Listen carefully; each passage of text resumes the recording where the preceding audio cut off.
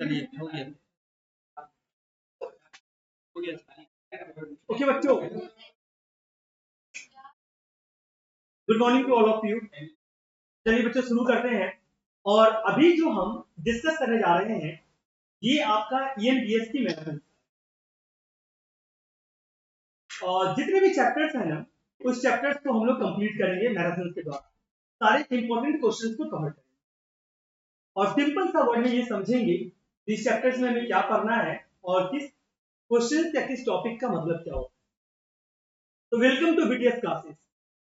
आप सबका स्वागत है बच्चों बीटीएस क्लासेस में।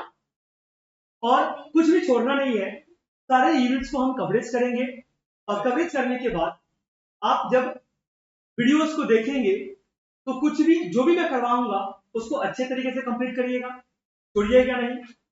जितने क्वेश्चन मैं मेरे द्वारा करवाया जाएगा तो कंप्लीट करना है, उसको नोट डाउन कर लेना है, उस क्वेश्चन को सॉल्व कर लेना है और देख करके एग्जाम देने चला जाना है। और इसके बाहर कुछ और पढ़ने की जरूरत भी नहीं है। पहला चैप्टर क्या है? इन्वायरमेंटल एजुकेशन है। फर्स्ट चैप्टर इन्वायरमेंटल एजुकेशन है। किस तरीके से करवाएंगे? शॉर्ट क्वेश्चन है, लॉन्ग क्वेश्चन, इससे बाहर कुछ नहीं पढ़ना है, जो भी आएगा इसी से। क्या है क्वेश्चन जो आपका है? पहला ये है define environmental education. Define environmental education. Environmental education का मतलब क्या होता है? इन्वायरमेंटल एजुकेशन का मतलब है इन्वायरमेंट के बारे में अवेयरनेस और अंडरस्टैंडिंग बढ़ाना। अवेयर करना, क्या करना बच्चों? अवेयर करना। ये हर इंडिविजुअल्स को इनकरेज करता है कि इन्वायरमेंट को प्रोटेक्ट और कंजर्व करने की जिम्मेदारी कैसे समझा जा सकती है। फॉर एग्जाम्पल बच्चों मैं बताता हूँ, स्कूल में ट्री प्लांटेशन ड्राइव करना हम लोग को सिखाया जाता था, तो ट्री कैसे प्लांट करते हैं। इन्वायरमेंटल एजुकेशन का एक हिस्सा है ट्री प्लांट करना। बहुत सारे लोग पेड़ लगाते हैं। जहां बच्चों को पेड़ लगाने के लिए बोला जाता था, उसकी इंपॉर्टेंस के बारे में सिखाया जाता था। ये कुछ और नहीं था, ये इन्वायरमेंटल एजुकेशन ही जो हम सबको बचपन में सिखाया जाता था। क्लियर कि नहीं है? जस्ट आपको अवेयर कर रहा है, आपको समझा रहा है तो किस तरीके से आप इन्वायरमेंट को प्रोटेक्ट कर सकते हैं। इसे बच्चों हम बोलते हैं इन्वायरमेंटल एजुकेशन। कोई दिक्कत है? और ये जो भी रिस्पॉन्सिबिलिटी है ये किसके द्वारा एक्शन किया जाता है? यूनेस्को के द्वारा। आज जो दुर्गा पूजा हमारे बंगाल में हो रहा है वो भी किसके अंदर आता है? यूनेस्को के अंदर। Next, what is the significance of environmental education? Next क्या है? What is the significance of environmental education? Sir significance क्या है? एनवायरमेंटल एजुकेशन की इंपॉर्टेंस जो है ना बच्चों, वो दो रीजन से होता है। कितने रीजन से होता है? दो रीजन। पहला है promoting awareness and conservation. Promoting awareness and conservation. Sir इसका मतलब क्या है? ये इन्वायरमेंट की प्रॉब्लम के बारे में अवेयरनेस बढ़ाता है और नेचुरल रिसोर्सेज को प्रिजर्व करने की सिग्निफिकेंस को समझाता है। आपने सुना होगा, आपको बताया था वो पेड़ नहीं काटने के लिए। क्लियर कि नहीं है? और बाकी सारी चीजों के बारे में आपको बताया जाता, जैसे वाटर कंजर्वेशन कैंपेन, जहां पर लोगों को पानी बचाने के तरीके बताए जाते हैं। कई सारे एडवर्टीजमेंट भी आता था पहले, जहां पर बताता था पानी कैसे बचाएं जिससे फ्यूचर को फायदा मिल सके, फ्यूचर जनरेशन को जिससे बेनिफिट्स मिल सके। यह है प्रमोटिंग अवेयरनेस एंड कंजर्वेशन, जहां पर इन्वायरमेंट की प्रॉब्लम के बारे में अवेयरनेस बढ़ाता है और नेचुरल रिसोर्सेज को प्रिजर्व करने की सिग्निफिकेंस को समझाता है। यानी जैसे वाटर कंजर्वेशन कैंपेन चलाया जाता है जहां लोगों को पानी बचाने की तरीका बताया जाता है। कोई दिक्कत नहीं आता है। दूसरा पॉइंट है आपका फॉस्टरिंग सस्टेनेबिलिटी। ये सर क्या होता है? ये इंडिविजुअल को सस्टेनेबिलिटी के बारे में इन्फॉर्म डिसीजन लेने में मदद करता है। सर जैसे रिसाइकलिंग को इनकरेज करना। आज जो आप बोतल फेंक देते हो, आज जो फोन वगैरह हम लोग क्या करते हैं, सेकेंड हैंड बेच देते हैं, इन सब की रिसाइकलिंग किया जाता है ताकि रिसोर्सेज बचे और एनवायरमेंट भी हमारा सेफ रहे। अगर किसी बोतल का नंदनी रिसाइकलिंग नहीं होगा तो कहीं ना कहीं पॉल्यूशन बच्चों बहुत ज्यादा बढ़ जाएगा। इसलिए आज के समय में कहीं ना कहीं अब रिसाइकलिंग का यूज बहुत ज्यादा होता है। समझ में आ रहा है अनुराग मैं क्या बोल रहा हूँ? क्लियर है कि नहीं यहाँ पर? ओके। थर्ड क्वेश्चन है describe the need of environmental education, describe the need of environmental education. Sir ये क्या है?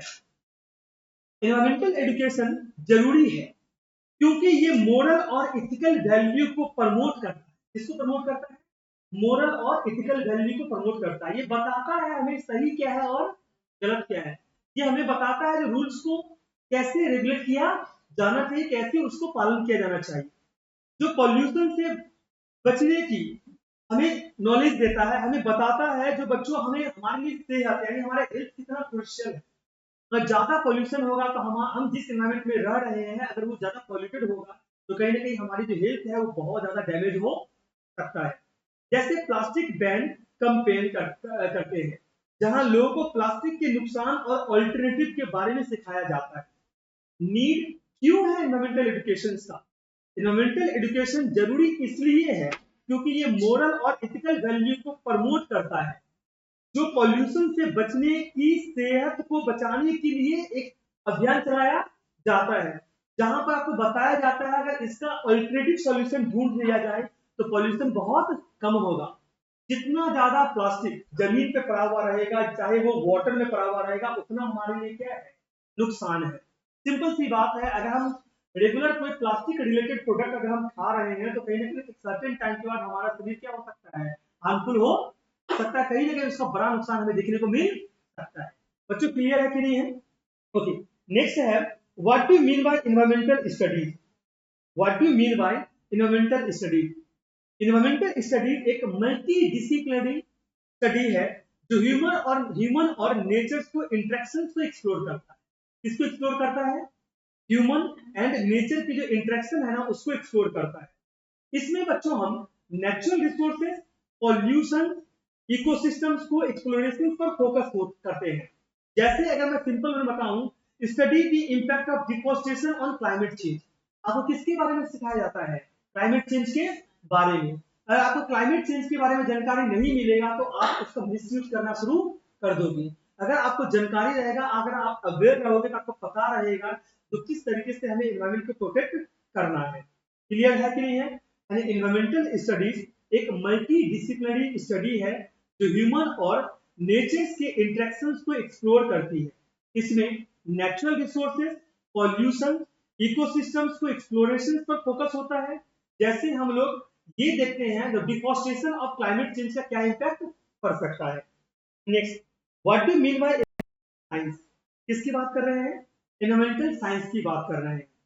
एनवायरमेंटल साइंस ये स्टडी करता है कि कैसे ह्यूमन और एनवायरमेंट के बीच एक रिश्तों को समझा जा सके और एनवायरमेंटल इशू को सॉल्व कर किया जा सके। किसको यूज करके? साइंटिफिक मेथड को यूज करके। मैं रिपीट कर रहा हूं, एनवायरमेंटल साइंस ये स्टडी करता है कि कैसे ह्यूमन और एनवायरमेंट के बीच के रिश्ते को समझा जा सके और एनवायरमेंटल जो इशू है उसको सॉल्व करने के लिए साइंटिफिक मेथड को लगाया जा सके, उसको यूज किया जा सके। जैसे अगर मैं आपको बोलूं for example air pollution, air pollution को कंट्रोल करने के लिए डिफरेंट टेक्नोलॉजी का इस्तेमाल किया जाता है, तब जाकर के बच्चों एयर पॉल्यूशन कंट्रोल होता है। बिना टेक्नोलॉजी का एयर पॉल्यूशन अभी कंट्रोल होने वाला नहीं है। Next question, what is the difference between environmental studies and environmental science? बच्चों एक और बात आपसे शेयर करना है, जितने भी क्वेश्चन मॉड्यूल्स की है चैप्टर वाइज जो मैं करवा रहा हूं वो सारे क्वेश्चन देखना है। क्यों सर देखना है? कि 3 पार्ट में एग्जाम्स होंगे। मॉर्निंग का अलग होगा, आफ्टरनून का अलग होगा और इवनिंग का अलग होगा। पहले पीयू से सिर्फ एक ही पेपर आता था, इसलिए हमें ऐसा फील होता था जब भाई अगर ये इंपॉर्टेंस करके जाएंगे तो हम क्या कर जाएंगे, आसानी से पास कर जाएंगे। लेकिन अब अलग है, मॉर्निंग के लिए जो पेपर आएगा वो आफ्टरनून में नहीं आएगा, आफ्टरनून का जो पेपर आएगा वो इवनिंग में नहीं आएगा। यानी 3 तरीके से पेपर को सेट किया जाएगा। तो जो मेरा यूनिट वाइज जाएगा उसको पूरी तरीके से क्या लेना है, देख लेना है, समझ लेना है, वर्ड को क्लियर कर लेना है। मैं डीपली कभी भी नहीं बोल रहा हूं इन्वेंटरी स्टडी पढ़ने के लिए, लेकिन जितने क्वेश्चन को समझा रहा हूं उसको समझ लेना बहुत जरूरी है ताकि आप आसानी से लिख सके। What is the difference between environmental studies and environmental science? क्या डिफरेंस है इन्वायरमेंटल साइंस में और इन्वायरमेंटल स्टडीज में? बच्चों अब देखिए, इन्वायरमेंटल साइंस नेचुरल वर्ल्ड और इन्वायरमेंटल प्रॉब्लम्स के साइंटिफिक मेथड से एग्जामिन करता है और इन्वायरमेंटल स्टडीज जो है ना ये फोकस करता है ब्रॉडर एस्पेक्ट जैसे सोशल हो गया, इकोनॉमिक हो गया, कल्चर एलिमेंट को इफेक्ट को समझाता है। मैं रिपीट कर रहा हूँ, जो इन्वायरमेंटल स्टडीज है ये किस पे फोकस करता है? मन ये फोकस करता है सोशल, इकोनॉमिक और कल्चर एस्पेक्ट्स के ऊपर। और जो इन्वायरमेंटल साइंस है ये किसके ऊपर फोकस करता है? नेचुरल वर्ल्ड और इन्वायरमेंटल प्रॉब्लम के साइंटिफिक मेथड के ऊपर। दोनों का काम क्या है? बिल्कुल ही डिफरेंट है। क्लियर है कि नहीं बच्चों? नेक्स्ट है आपका, what is the scope of environmental education? Environmental education में क्या स्कोप है? इन्वायरमेंटल एजुकेशन बच्चों सुनेंगे, इन्वायरमेंटल एजुकेशन का स्कोप काफी ब्रॉड है। कैसे सर? ये इन्वायरमेंटल इशू को समझने में मदद करता है, नेचुरल रिसोर्सेज को प्रिजर्व करने में मदद करता है, सस्टेनेबिलिटी को प्रमोट करने में मदद करता है, इको फ्रेंडली लाइफ स्टाइल को इंकरेज करने में मदद करता है। जैसे अगर मैं बोलूं अनुराग, ग्रीन एनर्जी इनिशिएट करना, जहां पर सोलर पावर को क्या किया जाएगा? प्रमोट किया। ग्रीन एनर्जी में किसको प्रमोट किया जाएगा? सोलर पावर को प्रमोट किया जाएगा। जितना ज्यादा ग्रीन एनर्जी बढ़ेगा इंडिया में, कहीं ना कहीं पॉल्यूशन क्या हो जाएगा? कम हो जाएगी। पेट्रोल की जो मात्रा है उतना कम यूज होना शुरू हो जाएगा। सपोज पेट्रोल जितना कम यूज होगा, सीएनजी जितना कम यूज होगा, कहीं ना कहीं पॉल्यूशन भी उतना ही कम होगा। तो यही है स्कोप ऑफ एनवायरमेंटल एजुकेशन। यानी ग्रीन एनर्जी को ये लोग इनिशिएट करता है, यानी ये बोलता है सोलर पावर पैनल्स लगाने के लिए, ताकि क्या कर सको आप? एनवायरमेंट को प्रोटेक्ट कर सको। नेक्स्ट तक चलते हैं। What do mean by environmental awareness? Sir environmental awareness क्या होता है? मैं बात कर रहा हूं इन्वायरमेंटल अवेयरनेस का। देखो, इन्वायरमेंटल अवेयरनेस का मतलब है लोगों को उनके एक्शंस के कंसिक्वेंसेस के बारे में अवेयर करना। रिपीट कर रहा हूं, इन्वायरमेंटल अवेयरनेस का मतलब है लोगों को उनके एक्शंस के कंसिक्वेंसेस के बारे में अवेयर करना और इन्वायरमेंट को कंजर्व करना। जैसे spreading awareness about the harmful effect of single use plastic. Single use plastics का जो इम्पैक्ट है वो बहुत ही क्या है? खराब है, क्योंकि हमारे लिए क्या है? ये हार्मफुल है। तो इसको लेकर के आपको अवेयर किया जाएगा, बोला बोला जाएगा। या तो आप उसको जमीन के नीचे क्या कर दो? गाड़ दो, या तो आप उसको रिसाइकिल में दे दो। नेक्स्ट क्वेश्चन, जो मोस्ट इंपोर्टेंट क्वेश्चन है, डिफाइन तिबिलिसी डिक्लेरेशन 1970 से। तिबिलिसी डिक्लेरेशन क्या था ये समझ लेना। तिबिलिसी डिक्लेरेशन 1977 जो है ना, एक सिग्निफिकेंट इंटरनेशनल डॉक्यूमेंट्स है बच्चों। क्या है बच्चों? सिग्निफिकेंट इंटरनेशनल डॉक्यूमेंट्स है जो इन्वायरमेंटल एजुकेशन को इंपॉर्टेंस को हाईलाइट करता है। इसमें सस्टेनेबिलिटी और इन्वायरमेंटल इशू पे फोकस किया जाता है। ये बताया जाता है कि किस तरीके से हम सस्टेन कर सकते हैं और इन्वायरमेंटल जो इशू है ना उसको हम कैसे रिजॉल्व कर सकते हैं, खत्म कर सकते हैं। नेक्स्ट समझते हैं बच्चों, right of comment on environmental awareness, voice of versa environmental education. अब ये सर क्या बोल रहा है? इन्वायरमेंटल अवेयरनेस ये समझाता है कि इन्वायरमेंट की प्रोटेक्शन कितनी जरूरी है। ये पैसिव या एक्टिव हो सकती है। क्या हो सकता है बच्चों? ये पैसिव भी हो सकता है या एक्टिव भी हो सकता है। जबकि इन्वायरमेंटल एजुकेशन फॉर्मल या इनफॉर्मल प्रोसीजर के थ्रू लोगों को अवेयर करता है, यानी कि एजुकेट करता है कि इन्वायरमेंटल इशू के बारे में आपको समझना कितना जरूरी है। सर फॉर्मल एजुकेशन क्या है? आपको स्कूल्स और कॉलेज के अंदर सिलेबस में ये हिस्सा बन जाएगा और आपको बताया जाएगा कि इन्वायरमेंटल स्टडीज कैसे पढ़ना है, क्या सीखना है, क्या नहीं सीखना है। इनफॉर्मल क्या है? जब यहाँ से आप बाहर निकलोगे सेंटर से, तो बाहर में आप सीखते हो इनफॉर्मल इन्वायरमेंट को कैसे प्रोटेक्ट किया जा सकता है। तो सोसाइटी में सब कुछ आता है। जैसे आप बहुत सारी जगह पे आपको बताया जाता है पेड़ नहीं काटने के लिए, पानी को स्टोरेज करने के लिए, और आपको आग वगैरह नहीं लगाने के लिए, धुआं वगैरह नहीं फैलाने के लिए, कहीं ना कहीं। अच्छा, जैसे बुरा मत मानना, ये जो लाखों करोड़ों लोग सिलकट पी रहा है और ये जो ये कर रहा है, क्या कर रहा है? गोल्ड फ्लैग पी रहा है, इससे क्या पोल्यूशन नहीं हो रहा है? क्या ऑफकोर्स हो रहा है, पोल्यूशन हो रहा है। तो किस तरीके से उसको प्रोटेक्ट कर सकते हो, किस तरीके से आप एनवायरमेंट को ये कंजर्व कर सकते हो, ये सब यहाँ पर दिखाया जाता है। नेक्स्ट है बच्चों, mention 5 objective of environmental education as outline in the Tbilisi declaration. 5 objective की बात हो रहा है। पहला है अवेयरनेस। अवेयरनेस का मतलब क्या है? लोगों में एनवायरमेंटल इशू की अंडरस्टैंडिंग बढ़ाना, लोगों को समझाना, उसको अवेयर करना। दूसरा है बच्चों नॉलेज। सर नॉलेज क्या है? एनवायरमेंटल प्रॉब्लम के कॉजेस और सॉल्यूशंस के बारे में नॉलेज देना। तीसरा है attitudes.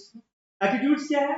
Positive attitudes towards environmental develop करना, यानी आपकी एनवायरमेंट को लेकर जो एटीट्यूड्स होनी चाहिए, क्या होनी चाहिए? पॉजिटिव होनी चाहिए।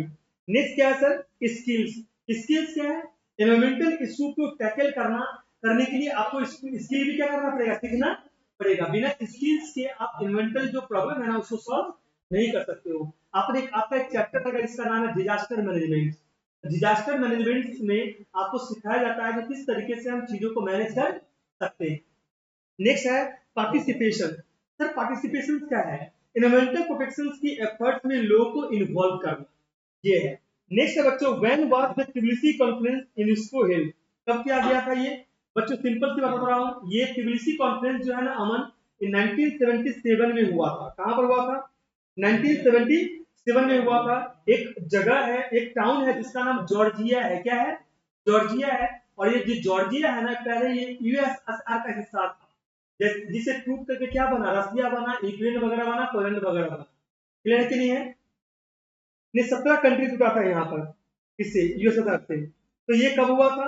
अक्टूबर 14 to 26 in the year of 1977 में। ये क्वेश्चन आ सकते हैं एग्जाम में। Who establish Tbilisi? इसका ये नहीं आएगा इसलिए मैं बोलूंगा नहीं। किंग डेक्सन गुरगासली था। इसका नाम आपको याद रखने की जरूरत नहीं है, ये नहीं आएगा। What is the first conference of environmental education? First conference कहां पर हुआ था बच्चों? पहली कॉन्फ्रेंस जो है एनवायरमेंटल एजुकेशन का ना 1972 में स्टॉकहोल्म में हुआ था। मैं रिपीट कर रहा हूं, कब हुआ था बच्चों? ये क्वेश्चन एग्जाम में आ सकता है। 1972 में स्टॉकहोल्म में हुआ था। किसमें हुआ था? स्टॉकहोल्म में हुआ था। याद रहे कि नहीं रहेगा? 1972 में बच्चों स्टॉकहोल्म में हुआ था। होप तो समझ में आ रहा है क्या? है ना? ये सब क्वेश्चन 100% स्टॉकहोल्म का ये सब क्वेश्चन रहेगा ही रहेगा एग्जाम्स में। नेक्स्ट, नहीं एमसीक्यू नहीं है। एमसीक्यू नहीं है। शायद है क्या एमसीक्यू? 10 मार्क्स का है तो कोई दिक्कत नहीं है, वो हम एक दिन पहले क्या करवा देंगे, तो सॉल्व करवा देंगे। नेक्स्ट है बच्चों, what are the three main objective of environmental education? पहला है अवेयरनेस एंड नॉलेज, दूसरा है एटीट्यूड्स एंड वैल्यू, तीसरा है स्किल्स एंड एक्शन। मैं तीनों बता चुका हूं। अवेयरनेस एंड नॉलेज क्या है? एनवायरमेंटल इशू और सस्टेनेबिलिटी को अंडरस्टैंडिंग को बढ़ाना, उसको समझाना। सर एटीट्यूड्स क्या है? एनवायरमेंटल प्रोटेक्शन के लिए रिस्पांसिबिलिटी और पॉजिटिव एटीट्यूड्स को डेवलप करना। सर स्किल एंड एक्शन क्या है? लोगों को इको कंसिस्टेंस बना करके सस्टेनेबल वर्क के लिए काम करवाना। क्लियर कि नहीं है? सर नेक्स्ट है राइट और short notes on benefits of environmental education. क्या क्या बेनिफिट्स है एनवायरमेंटल एजुकेशन का? एनवायरमेंटल एजुकेशन क्रिटिकल और क्रिएटिव थिंकिंग स्किल्स को इनहेंस करता है। ये इमेजिनेशन को स्पार्क करता है और टॉलरेंस को सपोर्ट करता है। यानी ये क्लासरूम के बाहर भी लर्निंग को एक्सटेंड करता है। जरूरी जो मैं चीज आपको यहाँ पर सिखा रहा हूँ यहीं पर सीखोगे। एनवायरमेंटल एजुकेशन आप अपने सोसाइटी से भी सीखते हो, जिसके सराउंडिंग आप रहते हो वहां से भी सीखते हो। जैसे स्कूल ट्रिप पे आप जाते हो, और स्कूल ट्रिप पे अच्छा मुझे ये बताओ अमन, जब भी आपको बोला जाए जो आपको इस कॉलेज के ट्रिप पे जाना है, आपके दिमाग में पहले क्या आता है? या तो हिली एरिया में जाएंगे या तो सी साइड में जाएंगे। तो हमेशा आप किसकी बात कर रहे हो? आप उस जगह पे घूमने की बात कर रहे हो जो नेचर से रिलेटेड। लेकिन आपको ये थोड़ी है तो आप बोलोगे सर स्प्लेनेड घूमने के लिए चलते हैं, सर आप एक काम करते हैं तारामंडल घूमने के लिए चलते हैं हम लोग। आप ऐसा नहीं बोलोगे। बोलोगे कभी क्या? नहीं। तो आपके दिमाग में क्या आ रहा है? आप इस ऐसी जगह को प्रिजर्व करना चाहते हो जो जिसके सराउंडिंग बहुत सारे पेड़ हो, सी वगैरह हो, ग्लेशियर्स वगैरह हो, चाहे आपका होता है ना आइस वगैरह हो, है कि नहीं है? तो आपका दिमाग में आता है तो वो सारी चीजें किससे रिलेटेड है? कहीं ना कहीं नेचर से ही रिलेटेड है, एनवायरमेंट से रिलेटेड है। बच्चों यहाँ तक क्लियर है कि नहीं है? होप सो समझ में आया ना? तो पहला चैप्टर का सारे शॉर्ट क्वेश्चन हमने कंप्लीट कर लिया जो एग्जाम्स में आ सकते हैं। इससे बाहर आपको एक भी क्वेश्चन देखने की जरूरत नहीं, ये मैं गारंटी लेता हूं, जो आपको इससे बाहर नहीं पढ़ना पड़ेगा। सर नेक्स्ट चलते हैं। नेक्स्ट हम बात कर रहे हैं अब 5 मार्क्स का, क्योंकि हर चैप्टर से 5 मार्क्स का क्वेश्चन आ सकता है, ये गारंटी है। 5 मार्क्स का है। पहला क्वेश्चन है briefly discuss the classification of environmental education. पहला है फॉर्मल एनवायरमेंटल एजुकेशन। सर ये क्या होता है? फॉर्मल एनवायरमेंटल एजुकेशन ये स्कूल और यूनिवर्सिटीज के एकेडमिक प्रोग्राम में इंक्लूड होते हैं। यानी स्कूल का जो सिलेबस है ना उसमें एनवायरमेंटल साइंस के सब्जेक्ट्स को इंक्लूड किया गया है। जैसे आपकी फर्स्ट सेमेस्टर में भी इंक्लूड कर दिया था, सेकेंड सेमेस्टर में भी इंक्लूड कर दिया है, और थर्ड सेमेस्टर में भी आपका इंक्लूड है। यानी ये थर्ड सेमेस्टर में भी आपको पढ़ना पड़ेगा, यानी एनवायरमेंटल स्टडीज को इंक्लूड कर दिया गया है, तो इसे बोलते हैं फॉर्मल एनवायरमेंटल एजुकेशन। नेक्स्ट क्या है बच्चों, non formal environmental education. Sir ये क्या है, ये फॉर्मल एजुकेशन के बाहर होती है, जैसे वर्कशॉप हो गया, कम्युनिटी इनिशिएटिव्स हो गया, और नेचर क्लब के थ्रू आपको ये बताया जाता है। सर थर्ड क्या है, इनफॉर्मल एनवायरमेंटल एजुकेशन। ये क्या है, इनफॉर्मल एनवायरमेंटल एजुकेशन, ये डेली लाइफ एक्सपीरियंस से सीखी जाती है, जैसे आउटडोर एक्टिविटी और म्यूजियम विजिट के दौरान आप क्या करते हो, सीखते हो। ये क्या होता है, ये डेली लाइफ एक्सपीरियंस से सीखी जाती है, जैसे आउटडोर एक्टिविटी और म्यूजियम विजिट के दौरान सीखते हैं। जैसे जंगल सफारी पे जाकर के आप नेचर के बारे में सीखते हो। जंगल सफारी कहाँ पर है, यहाँ बता सकते हो क्या, वाइजैक गए हो क्या, तो वहां पर भी जंगल सफारी है कि नहीं है। और भी बहुत सारे ये नेचुरल फॉरेस्ट वगैरह जो है आप जाकर देखोगे। और कुछ चीजों का नाम जानते हो ना, जैसे आपका एक अहमदाबाद में भी है जंगल सफारी है बहुत। हाँ जी, हाँ बहुत सारे हैं जहां पर आप जंगल सफारी करके क्या करते हो, प्रिजर्व करते हो। नेक्स्ट है awareness and advocacy. Sir awareness and advocacy क्या है, ये इन्वायरमेंटल इशू के बारे में अवेयरनेस को बढ़ाता है और सस्टेनेबिलिटी के लाइफ जो लिए है ना एडवोकेसी करता है। सर नहीं समझ में आया, सोशल मीडिया कंपेन चलाना पड़ता है। ये क्या है, ये है awareness and advocacy. Social media campaign से क्लाइमेट चेंज को हम अवेयर करते हैं, करते कि नहीं करते हैं। आजकल बहुत सारे लोग सोशल मीडिया कंपेन चलाते हैं, जिसके एनवायरमेंट को प्रोटेक्ट करने का। एक आप यूट्यूब पे सर्च करना ना बच्चों, एक पीपल बाबा बोल करके आया, क्या आएगा, पीपल बाबा। पीपल बाबा आप सर्च करना, मैं बता रहा हूँ आपको, आज सर्च करना पीपल बाबा।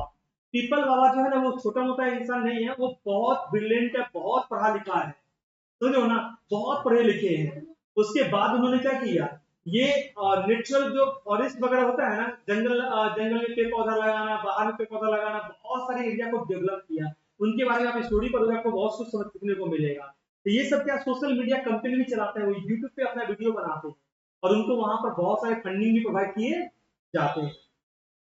Experiential learning. Sir experiential learning क्या है, इसमें फील्ड ट्रिप्स और एक्सपेरिमेंट्स के थ्रू हैंड ऑन एक्सपीरियंस मिलता है। सर स्टूडेंट्स को नेचर रिजर्व में फील्ड ट्रिप्स पर लेकर जाना, ताकि क्या होता है वहां से वो सीख सके जो चीजें कैसे सेव किया जा सकता है। नेक्स्ट है इकोलॉजिकल लिटरेसी। सर मैं गारंटी से नहीं बोल सकता हूँ ये 5 मार्क्स में आएगा कि 10 मार्क्स में आएगा। जो 5 मार्क्स का क्वेश्चन है वही कहाँ आ सकता है, 10 में भी आ सकता है। इकोलॉजिकल लिटरेसी क्या है, ये इकोसिस्टम के रिलेशनशिप और एनवायरनमेंट को समझने पे फोकस करता है। जैसे क्लासरूम में इकोसिस्टम के बारे में प्रोजेक्ट बनाने के लिए आपको बोलता है। आप लोग को बोला था क्या एनवायरनमेंट के प्रोजेक्ट बनाने के लिए, एनवायरमेंटल ईएमएस का प्रोजेक्ट नहीं बोला था ना, आने वाले टाइम पे बोलेंगे ये लोग जो आप क्या बनाओ, प्रोजेक्ट बनाओ। और स्कूल वगैरह में आप प्रोजेक्ट बनाते होंगे ईएमएस के ऊपर, क्लियर है ना। नेक्स्ट है conservation education. Sir conservation education क्या होता है, फॉरेस्ट कंजर्वेशन मेथड के बारे में सेमिनार कंडक्ट किया जाता है। फॉरेस्ट फॉरेस्ट जो हमारा होता है ना कंजर्वेशन, उसमें सेमिनार कंडक्ट करते हैं। क्या करते हैं बच्चों, सेमिनार, जंगल के बारे में आपको बताया जाएगा कि किस तरीके से वाइल्ड लाइफ प्रोटेक्शन किया जा सकता है। नेक्स्ट है सस्टेनेबल डेवलपमेंट एजुकेशन। सर ये क्या होता है, इसमें सस्टेनेबल लिविंग और डेवलपमेंट पर फोकस होता है, यानी सोलर एनर्जी का यूज करना, उसको प्रमोट करना और इसकी अवेयरनेस को बढ़ाना, क्लियर ना। और पीडीएफ दे दीजिए ना, कोई दिक्कत नहीं है। Environmental ethics. इन्वायरमेंटल एथिक्स क्या होता है बच्चों, इन्वायरमेंटल एथिक्स ये इन्वायरमेंटल इशू के एथिकल डायमेंशंस को एक्सप्लोर करता है और रिस्पांसिबल बिहेवियर को इनकरेज करता है, जैसे teaching students about moral responsibility of product level है।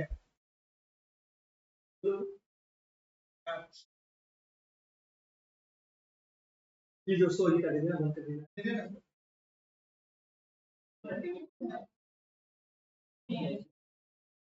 बच्चों, क्लियर है क्या बच्चों, यहाँ तक क्लियर है कि नहीं है। नेक्स्ट मैं बात करता हूँ, अच्छा discuss about genesis of environmental education, ये नहीं आएगा तो मैं इसको काट देता हूँ। ये पढ़ के जाए कोई फायदा नहीं है, कभी भी नहीं आएगा। इससे एमसीक्यू आता है, इससे ये लॉन्ग क्वेश्चन आता है। नेक्स्ट मैं बात कर रहा हूँ, what do mean by environmental education. ये मैं ऑलरेडी बता चुका हूँ क्या होता है एनवायरमेंटल एजुकेशन।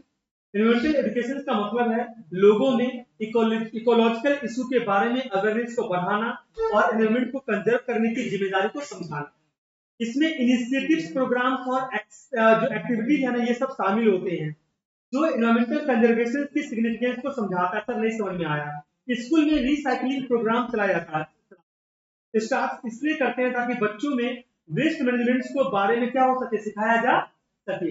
हम सबको स्कूल में सब सिखाया जाता था, जो वेस्ट मैनेजमेंट से कैसे हम अपने आप को क्या कर सकते हैं, बचा सकते हैं। हम चीजों को वेस्ट करने से अच्छा है जो क्या करो, रिसाइकिल कर दो। नेक्स्ट है आपका discuss about scope of environmental education. Discuss about scope of environmental education. Sir ये क्या चीज है बताइए, स्कोप क्या क्या है। पहला स्कोप बता रहा हूं बच्चों, सुनेंगे ना। स्कोप क्या है, पहला है बायोलॉजिकल वेरिएबिलिटी के बारे में डिटेल्स प्रोवाइड करना। किसके बारे में, बायोलॉजिकल वेरिएबिलिटी के बारे में डिटेल्स प्रोवाइड करना। दूसरा है डिजास्टर्स और उनके प्रोटेक्टिव मेजर्स को समझने में हेल्प करना। तीसरा है इको फ्रेंडली सॉल्यूशंस पे फोकस करना। चौथा है बच्चों इंडिविजुअल को इकोसिस्टम के बारे में सिखाना।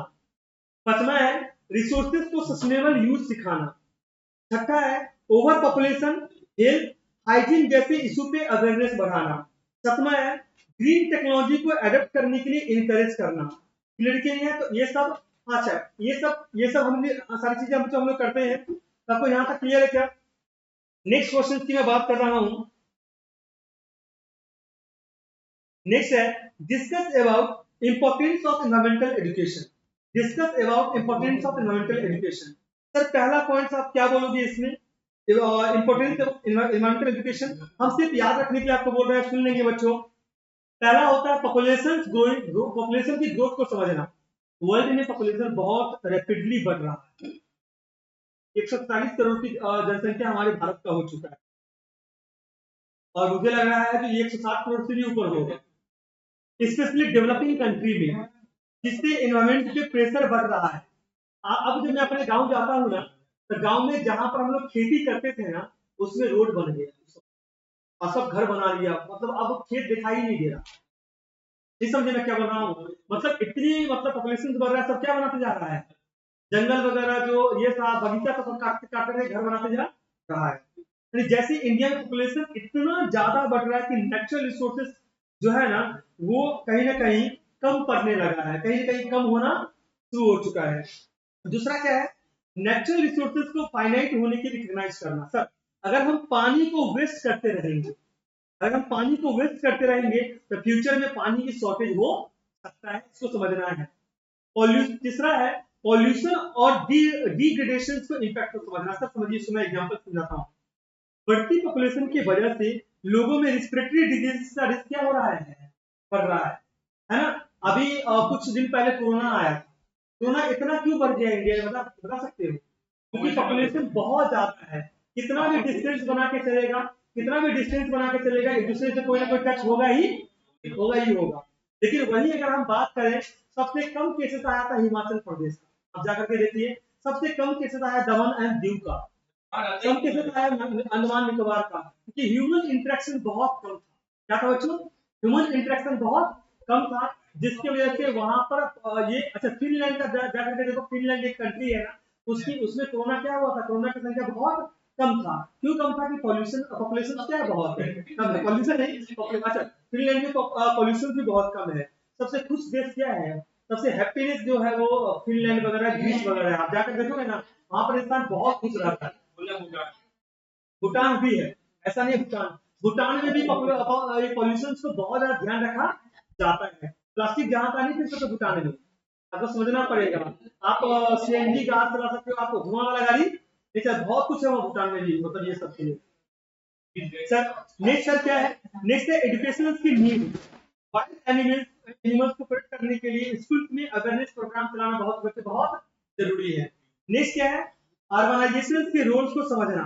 फैक्ट्री की इमिशन को कंट्रोल करना जरूरी है, और उसके ऊपर स्ट्रिक्ट रेगुलेशन लगा दो। आपको पता है बच्चों, पॉल्यूशन कंट्रोल बोर्ड आपको ये बताया हुआ है, जो आप कितना डीएसएल से ज्यादा क्या नहीं कर सकते हो, पॉल्यूशन क्रिएट नहीं कर सकते हो।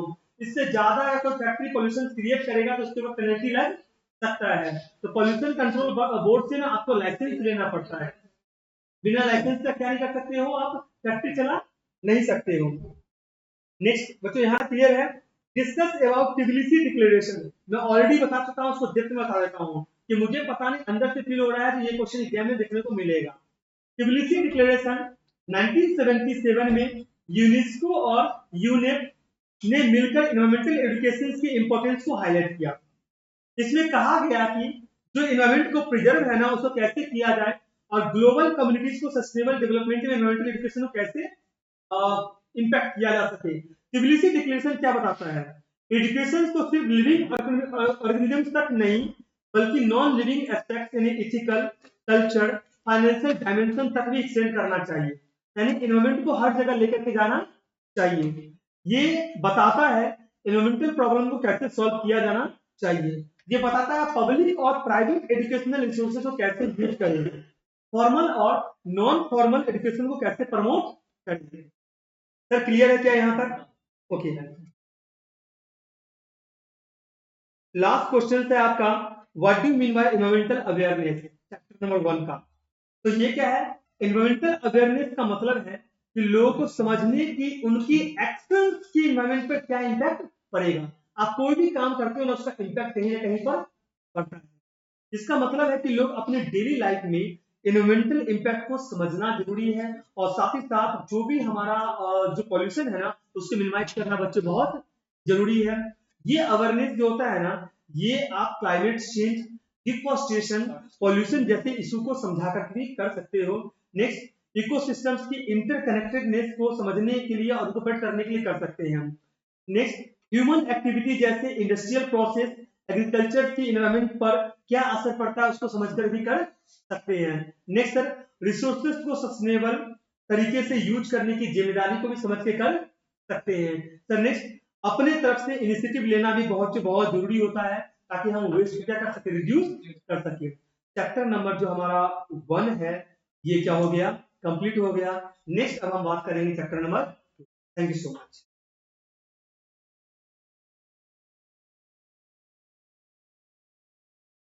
लाइक करो, सब्सक्राइब करो और कमेंट करो अगर पसंद आ रहा है तो, और शेयर भी करो।